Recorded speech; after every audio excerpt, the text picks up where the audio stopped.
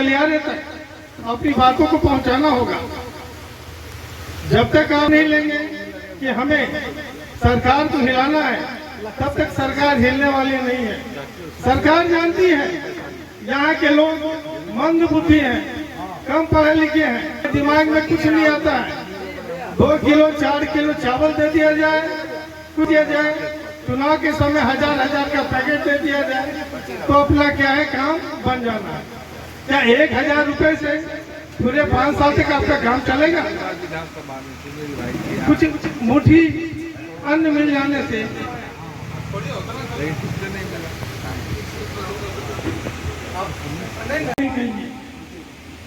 तो एक ऐसा फंड आप लोगों को पारिवारिक कार्ड के द्वारा मिलेगा कि आप जहां भी आप इलाज कराना चाहेंगे उसमें गवर्नमेंट आपको मदद करें।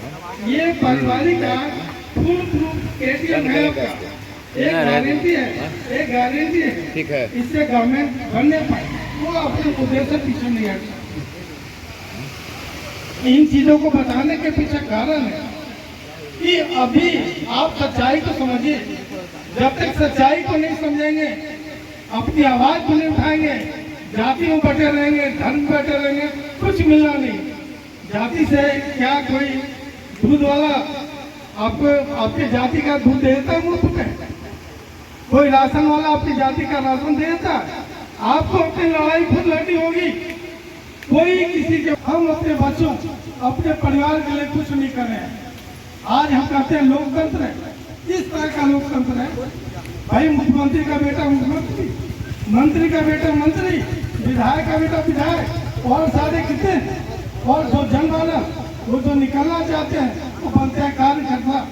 उस एक सशक्त कार्यकर्ता, एक कर्मठ युवा, 2 शब्द मैं चाहूंगा पवन जी आप लोग के सामने रखें।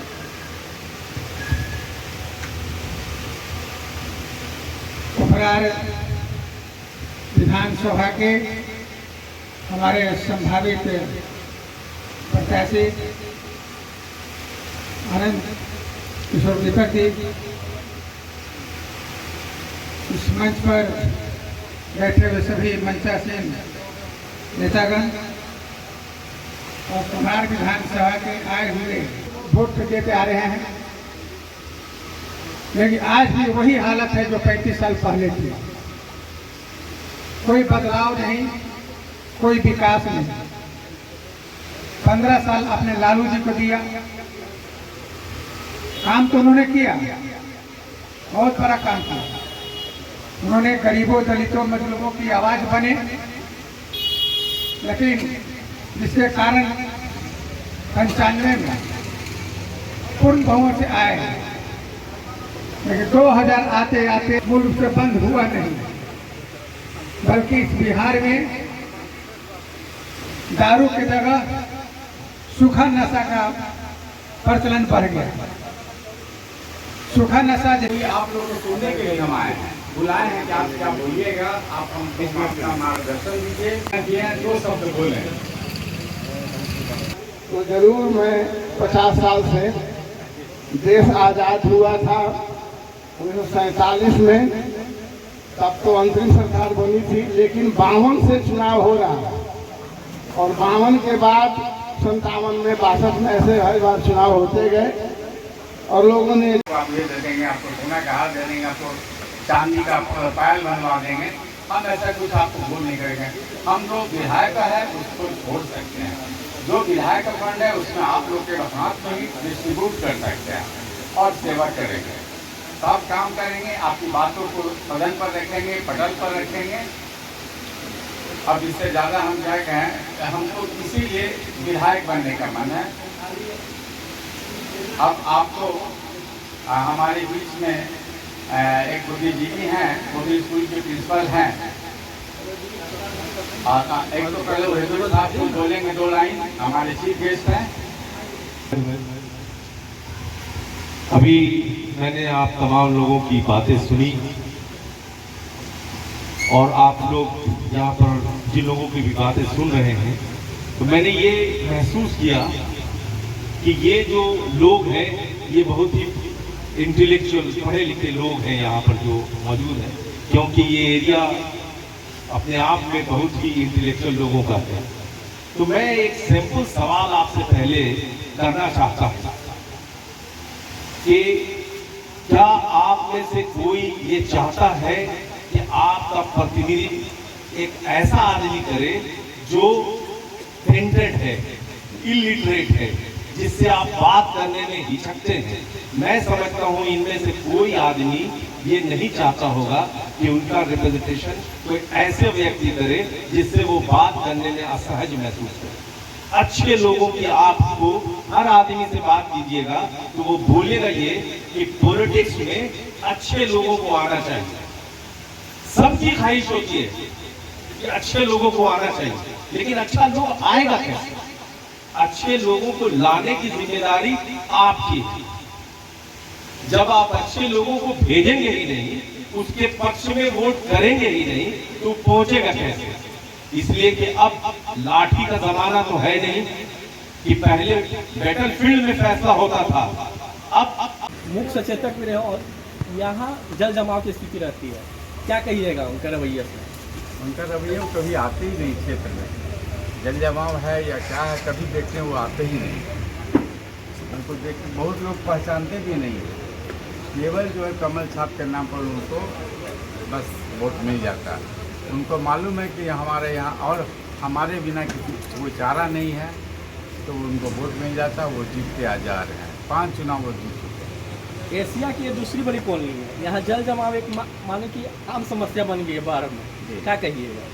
उसको दूर किया जाए। और मैं जीतता हूँ तो मैं आप लोग को पहले बता चुका हूँ कि मैं कोई तरह का सुविधा, विधायक की जो सुविधा मिलती है नहीं लूँगा।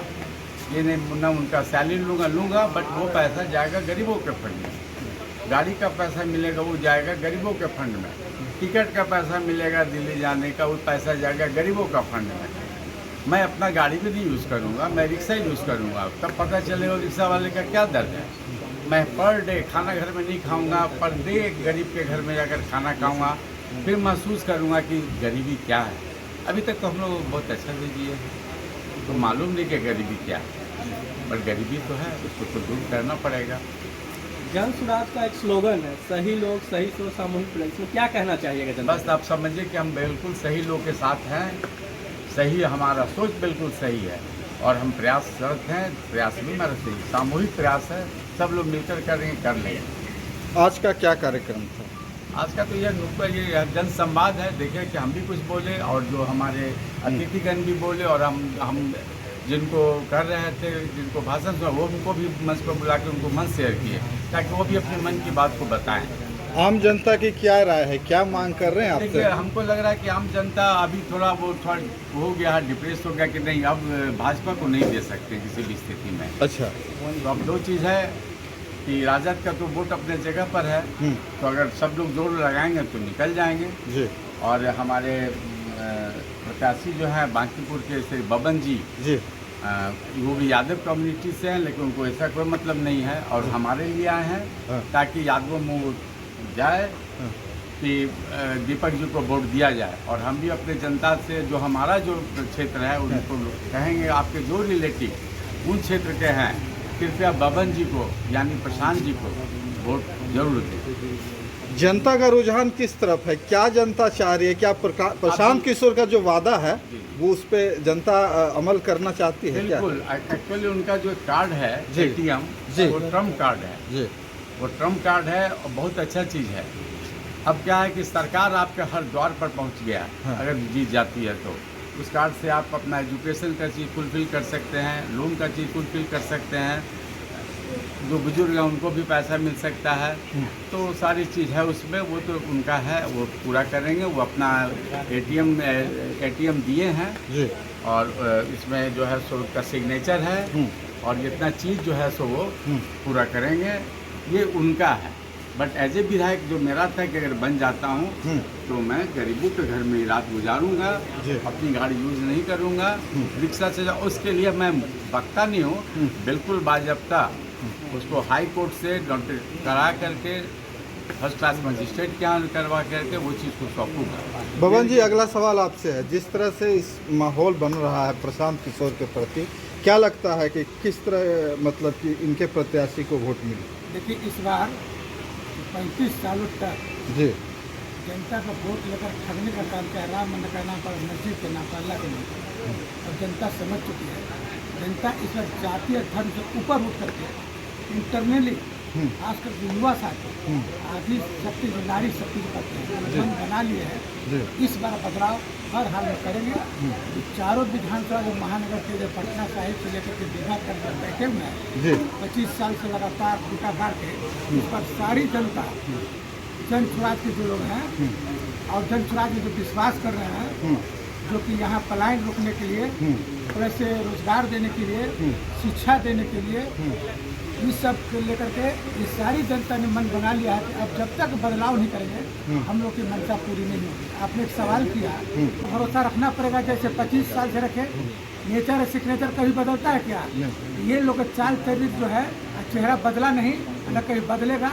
हमको न भाजपा वालों से नाराजगी है, न जदयू से नाराजगी, न कांग्रेस और राजद से नाराजगी है। हमें इस क्षेत्र के वर्तमान विधायकों से नाराजगी है जिन्होंने 4.5 साल तक कुंभ कर नींद सोने का काम करता है, और 3-4 महीना होता है तो खुजली होता है, अब वोट लेने का काम करते हैं, ठगने का काम करते हैं। कभी भी अपनी भाषा में आप तो हमेशा उन लोग का बाइट लेते हैं, खबर करते हैं प्रेस का। क्या कभी आपने उन विधायकों को सुना कि अपने बारे में कुछ बोलता कि हमने कुछ किया? तो मोदी जी ये किए तो शाह जी, अमित शाह ने ये किया तो फलाना हुआ किया, तो ये अपने बारे में कभी नहीं बता रहे कि हमने कभी कुछ, क्योंकि कभी कुछ किया ही नहीं। 4.5 साल सोने का समय में पर डे गरीबों के घर में सोएंगे, पर डे पता चल जाएगा। उसके साथ नाली में डूबेंगे, उसके साथ मच्छर कटवा देंगे, लेकिन रहेंगे उसके साथ।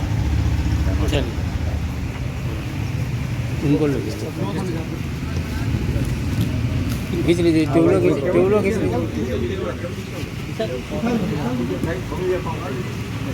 चलिए चलिए, हो गया।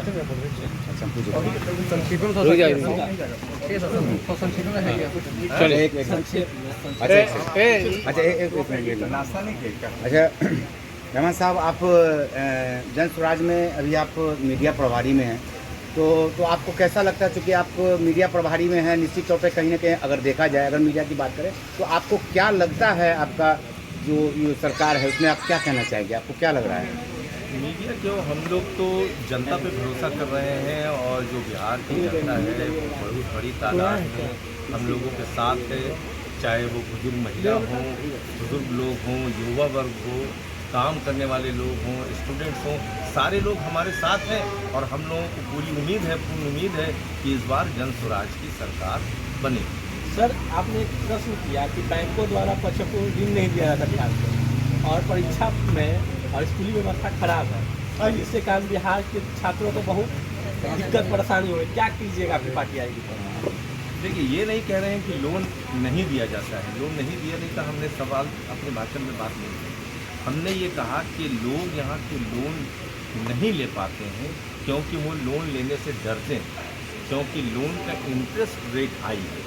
तो किसी को अगर रोज़गार में बनना है तो सबसे पहले उसको अपने आप को सिक्योर चाहता है, इसलिए उसकी मदद करने के लिए हम लोगों ने ये कह दिया कि हम आपको 4% पर लोन देंगे, बाकी जो 6% है वो हमारी सरकार आपकी तरफ से पे करेगी, ताकि वो इंकरेज हो और रोज़गार कर सके। जब वो बिजनेस करेगा तो लोगों को रोज़गार मिलेगा। मतलब प्रशांत किशोर जी ने मतलब ये जो 4% का है, वो उन्होंने मैनिफेस्टो पे क्या उन्होंने घोषणा किया है? अभी मैनिफेस्टो तो हम लोगों का नहीं आया है, जब मैनिफेस्टो आएगा तो इसमें आएगा, क्योंकि ये बात तो हम लोगों ने जो सार्वजनिक आपने कहा दिया है, जो पारिवारिक लाभ कार्ड है, जी। उसमें